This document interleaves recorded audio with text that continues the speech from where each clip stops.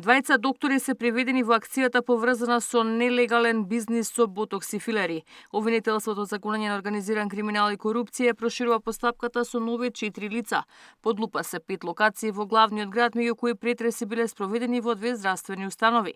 Од обвинителството за сега не откриваа дали станува збор за јавни или приватни установи, ниту дали се поврзани со претходно фатените лица во случајот од април годинава, кога беа приведени доктори од градската општа болница Скопје, клиниката за дерматологија и лица поврзани со приватни дерматолошки ординации.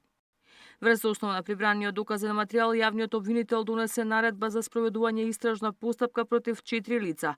Тројца осомничени се товарат за кривичните дела злосторничко здружување и повреда на права од индустријска сопственост и неовластена употреба на туѓа фирма, додека едно лице осомничено за кривичното дело повреда на права од индустријска сопственост и неовластена употреба на туѓа фирма. По предлог на надлежниот јавен обвинител на сите четворица осомничени, судот им определил мерки на предпазливост. Ова е проширување на постапката од април годинава во обемната акција против организирани групи осомничени за нелегален увоз и дистрибуција на ботокс, филери и други медицински препарати што се користат во естетската медицина.